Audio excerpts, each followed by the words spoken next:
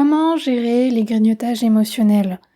Ces grignotages, lorsque l'on a une émotion qui nous envahit, positive ou négative, et que l'on ne sait plus comment gérer. C'est ce que nous abordons aujourd'hui dans ce podcast. Bonjour à vous et bienvenue dans le podcast Bonheur de Diète. Je suis Louise Finel, diététicienne et sophrologue spécialisée en comportement alimentaire. Tous les mardis, je vous partage mes réflexions, mes conseils, mes expériences ou encore quelques exercices de sophrologie. Bonne écoute! Et bonjour à vous et bienvenue dans ce nouveau podcast. Déjà, je m'excuse pour la semaine dernière, j'ai eu besoin de faire une petite pause et de me reconcentrer sur ce que je voulais faire. Enfin bref, du coup, je suis de retour cette semaine. Et du coup, comme vous l'avez entendu, petite modification dans l'introduction, les podcasts seront désormais le mardi, puisque maintenant je ne pourrai plus les poster le lundi. Donc ce sera le mardi, voilà. Juste pour information. Du coup, pour en revenir au thème d'aujourd'hui, aujourd'hui j'avais envie de vous parler un petit peu des grignotages émotionnels. Donc ce sont typiquement ces grignotages que l'on a lorsqu'on a une émotion qui nous envahit et qu'on ne sait pas comment la gérer, et ça se traduit du coup par un grignotage. Donc pour une mise en situation, par exemple, ça va être le grignotage qu'on a en rentrant du travail le soir, qu'on est fatigué, et qu'on a cette retombée émotionnelle de tout ce qu'on a vécu durant notre journée de travail, donc de stress ou autre émotion. Par exemple, si on a un boulot qui est très prenant au niveau émotionnel, il peut y avoir cette retombée à ce moment-là, et du coup, on va se retourner vers le chocolat, le pain avec le fromage, un peu compulsivement, entre guillemets, mais plutôt un peu en mode automatique aussi. Ça peut être aussi, là l'exemple que je vous ai donné avant, c'était plus un grignotage régulier, donc le soir quand on rentre du travail, hop, retombée émotionnelle, on grignote.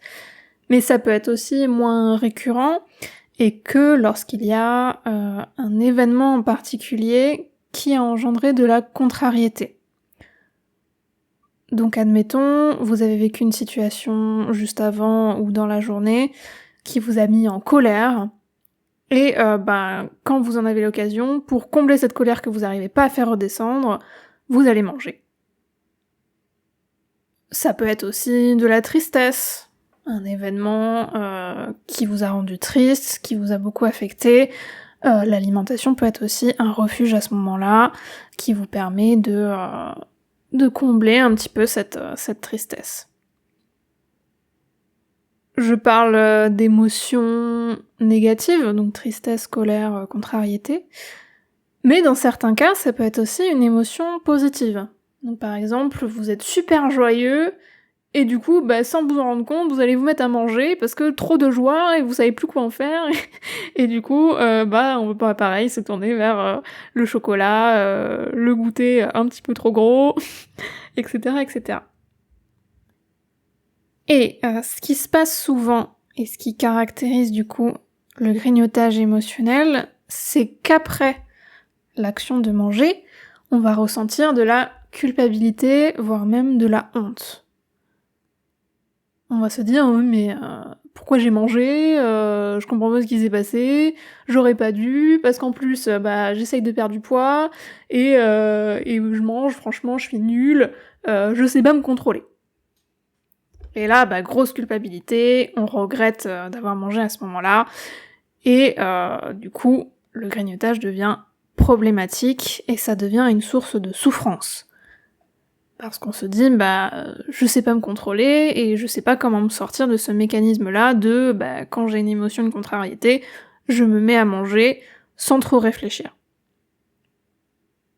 Donc les conséquences de ce grignotage, au-delà du coup de la culpabilité, de la honte, ça peut être par exemple aussi une prise de poids qui peut entraîner une baisse de l'estime de soi, une baisse de la confiance en soi, et surtout, comme je vous disais, on a l'impression de pas savoir se contrôler et on se sent un petit peu nul, quoi. On se dit, tout le monde arrive à le faire et moi, j'arrive pas, quoi. Et c'est un petit peu le cercle vicieux, parce que plus on va essayer de retenir ce grignotage, plus ça va en créer par la suite. Donc par exemple, vous avez une contrariété à un moment, vous avez du coup envie de chocolat, vous allez dire non maintenant ça suffit, je vais pas manger ce chocolat, je me reprends en main, je me contrôle, sauf que peut-être quelques heures ou quelques jours après, l'envie revient au galop et elle devient encore plus forte que ce qu'elle n'était avant. Et du coup là on se dit mince, comment je vais faire quoi? Ça s'en va pas, je sais plus comment faire. Pour revenir à la source de ces grignotages, typiquement, ça va être une émotion, donc comme je disais, positive ou négative, qu'on ne sait pas gérer. Et comme on n'arrive pas à gérer cette émotion, l'action de manger va entraîner à court terme une sensation de redescente, comme si on soufflait, c'est un peu un ouf de c'est bon, j'arrive à faire passer en mangeant. Typiquement, je me sens en colère, je vais manger, bim, et ça comme si ça m'avait mis un petit peu un coup derrière la tête, ça m'assomme un peu, et finalement ça va mieux. Aussi physiologiquement, l'action de manger entraîne sécrétion de dopamine, et donc d'hormones qui entraînent du bien-être, et ça fait déstresser, et ça fait se sentir mieux. Donc physiologiquement, c'est normal, entre guillemets, qu'on cherche cette action-là de manger quand il y a quelque chose qu'on n'arrive pas à gérer et qui est trop difficile à vivre sur le moment ou trop compliqué à gérer.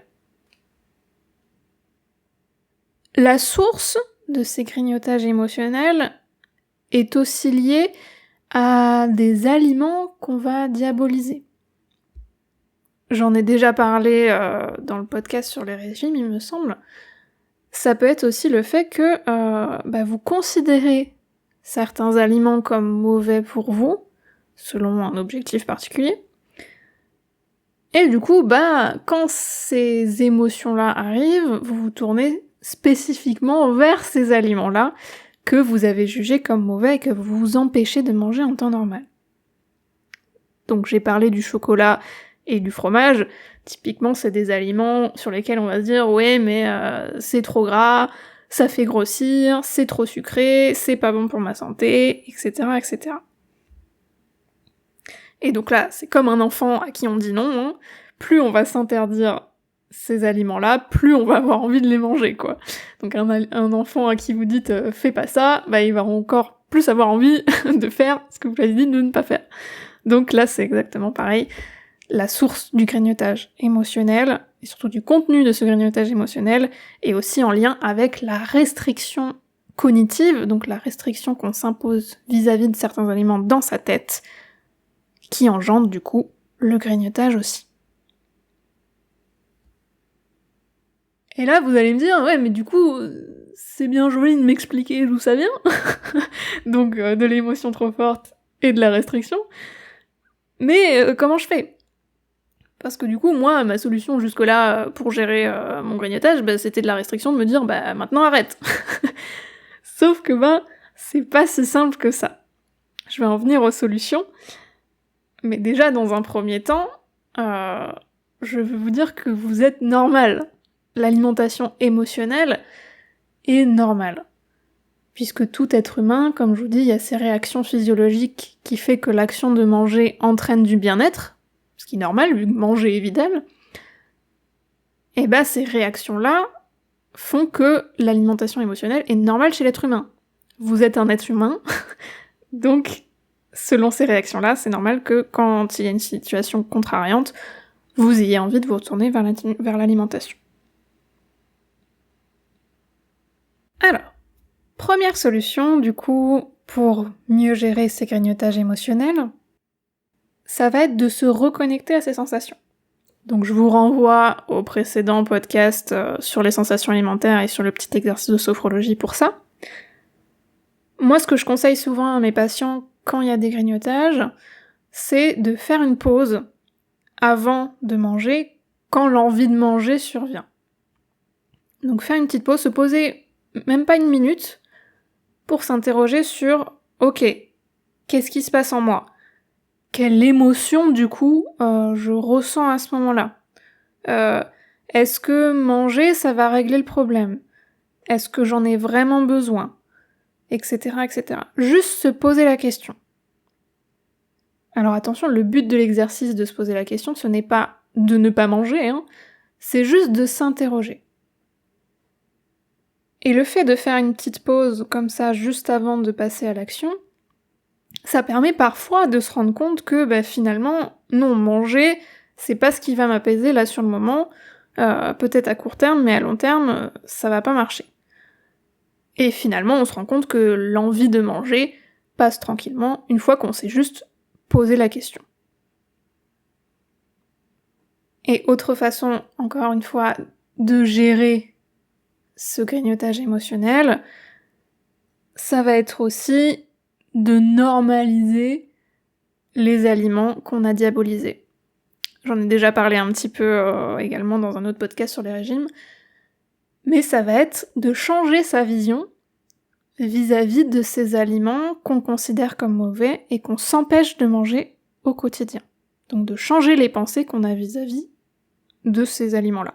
Donc par exemple, je prends du chocolat, si la pensée actuelle que vous avez vis-à-vis du chocolat c'est « c'est pas bien, faut pas que j'en mange parce que ça fait grossir et c'est pas bon pour la santé », le but va être de passer à une pensée de « ok, le chocolat, ça me fait du bien, ça me fait plaisir, donc je peux en manger quand j'en ressens l'envie. » Comment faire tout ça? Premier point, pour réussir à mettre en place ces solutions, ça va être de s'entraîner. Ça va être, par exemple pendant 3-4 jours, de faire l'expérience de réintégrer ces aliments qu'on diabolise et qu'on s'interdit en règle générale. Là je sais, vous allez me dire oui, non mais si j'en ai dans mon placard, je vais en manger 3 tonnes. Je sais comment ça se passe, je me connais, dès qu'il y a du chocolat sous mon nez, paf, la tablette elle y passe. D'un côté, il se peut effectivement que ça se passe au début. Mais justement, d'en manger beaucoup d'un coup, c'est le temps que votre cerveau comprenne que ok, je sais que cet aliment est là, je sais que je peux le manger quand j'en ai envie, et finalement, quand le cerveau comprend que vous avez le droit d'en manger quand vous voulez, finalement ça va plus se réguler. J'avais pris l'exemple du paquet de riz de menthe banane dans le dernier podcast sur les régimes. C'est la même chose. Je le redis, le paquet de riz, vous avez toujours dans votre placard, vous savez que vous pouvez en manger quand vous avez envie de manger de riz, le but ça va être de faire pareil avec les gâteaux, les chocolats, parce que le paquet de riz, vous n'avez pas tendance à avoir des grignotages dessus, vu que vous n'avez pas d'a priori sur cet aliment. Donc tout ça pour dire que la solution vis-à-vis des aliments que vous jugez comme mauvais n'est pas de les supprimer et de faire en sorte qu'ils ne soient pas dans vos placards. La solution, c'est de changer votre vision par rapport à ces aliments. Et donc, comme je vous disais, petit exercice, essayez pendant 3-4 jours de noter tous les aliments que vous jugez comme mauvais, que vous interdisez généralement au quotidien, et réintroduisez-les progressivement dans votre quotidien, et voyez ce qui se passe. Autre mise en pratique, puisque le grignotage émotionnel a quand même comme origine une émotion, ça va être d'apprendre à mieux gérer ses émotions. Puisque le grignotage a une fonction actuellement qui est de gérer l'émotion. Ça va vous permettre, en grignotant, d'arriver à apaiser cette émotion qui est trop forte et que vous ne savez pas quoi en faire. Donc le but, ça va être de trouver une autre méthode pour arriver à ce même résultat sans passer par l'alimentation. Donc pour ça, il y a plusieurs méthodes. D'abord, les méthodes de relaxation. Donc moi je vous parle de la sophrologie, mais ça peut être aussi du yoga, de la méditation, de la cohérence cardiaque, de la respiration, toutes les méthodes de relaxation un petit peu connues que vous pouvez trouver facilement sur internet. Mais si les méthodes de relaxation c'est pas quelque chose qui vous attire, ce qui peut arriver, vous pouvez aussi tout simplement vous appuyer sur des activités que vous aimez bien faire, des loisirs, du sport, etc., qui vous permettent justement de lâcher prise et d'extérioriser ces émotions qui fait qu'ils deviennent trop fortes si vous ne les sortez pas finalement. Et qui entraînent des grignotages par conséquent. Donc ça peut être, comme je vous disais, des loisirs, donc si vous aimez dessiner, si vous aimez chanter, si vous aimez tricoter, etc. Ça peut être aussi du sport, si vous aimez faire un petit peu de fitness, aller courir, de la musculation, du tennis, n'importe quel sport, marcher aussi. Et ben quand vous sentez que vous avez cette envie émotionnelle de manger, essayez de mettre en place ces petites activités pour du coup apaiser l'émotion. Mais attention, si vous faites une activité comme ça mais que l'envie de manger est toujours là, mangez, surtout. Encore une fois, essayez de trouver d'autres solutions pour gérer l'émotion. Le but n'est pas de supprimer l'envie de manger. Donc, il se peut que certaines fois, ça va marcher. Donc vous allez dessiner, chanter, ça va vous permettre de faire passer l'envie de manger car vous avez réussi à gérer l'émotion autrement. Mais parfois, ça ne fonctionne pas. J'en reviens à ce que je disais au début, l'envie de manger émotionnelle est normale chez l'être humain. Et donc là, on en vient à la dernière solution qui est d'accepter l'envie de manger. Et d'être dans l'autocompassion avec soi-même, de ok, j'arrive pas à gérer cette émotion, je vais manger un peu, ça va me faire du bien, et voilà. Et donc, de finalement enlever la honte et la culpabilité qui viennent souvent après le grignotage pour apaiser ce rapport au grignotage. Et donc là, encore une fois, ça va être de prendre le temps de souffler, de comprendre ce qui se passe en soi, de faire une petite pause avant de manger, dire ok, j'ai cette émotion, etc., etc. Et juste d'essayer de se reconnecter à soi quand ça se passe, pour accepter que l'envie est là et qu'on ne peut pas la faire disparaître. Donc, pour résumer, pour gérer le grignotage émotionnel, donc une émotion trop forte apparaît, je grignote, j'ai un sentiment de honte et de culpabilité, du coup ça va pas, j'essaye de me restreindre encore une fois. Ça va être de se reconnecter aux sensations alimentaires en faisant des petites pauses, de normaliser la vision qu'on a des aliments qu'on diabolisait auparavant, de trouver d'autres solutions pour gérer l'émotion, et enfin, d'accepter que l'envie émotionnelle de manger soit là.